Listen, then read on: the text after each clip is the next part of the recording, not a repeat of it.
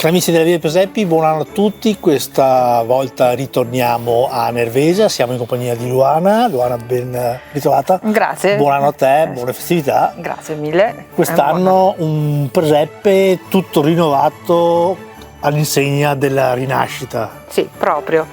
Abbiamo avuto un input esterno di parlare un po' della guerra. Noi l'abbiamo interpretata come al solito alla nostra maniera. C'è un accenno a quello che è stata la guerra che ci ha colpito da vicino qua a Nervesa, naturalmente che ha lasciato segni molto profondi, però da questo volevamo partire con l'intercessione naturalmente della Natività per una rinascita e una ripartenza, e nel nostro presepe è questo che abbiamo voluto rappresentare.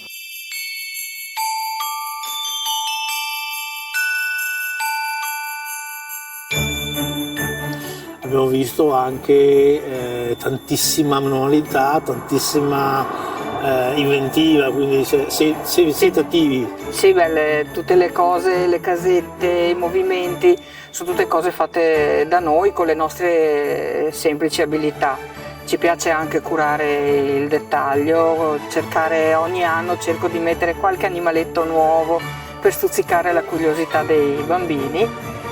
Quest'anno ho messo le ranocchie, ho messo i ricci, ci sono le aquile. E quindi i bambini, come mi hai detto, arrivano, curiosano, guardano e cercano questi particolari. Cercando i particolari naturalmente riescono a entrare meglio dentro nel presepe e magari spero che passi anche il messaggio che vogliamo dare.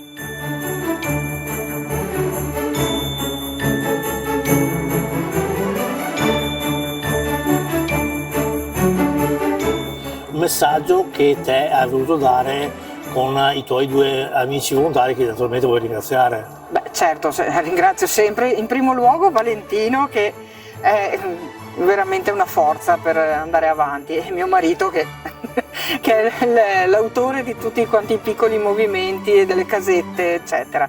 A me piace poi curare il dettaglio, perciò dare un po' di vita a queste casette.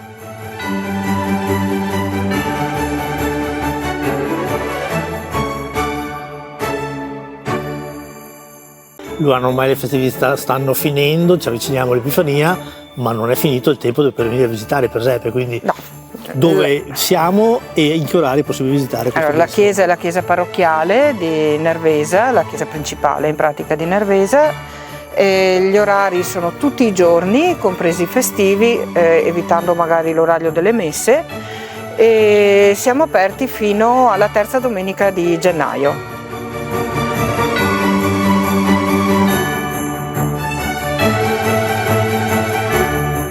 Quindi augurandovi buone festività anche a voi.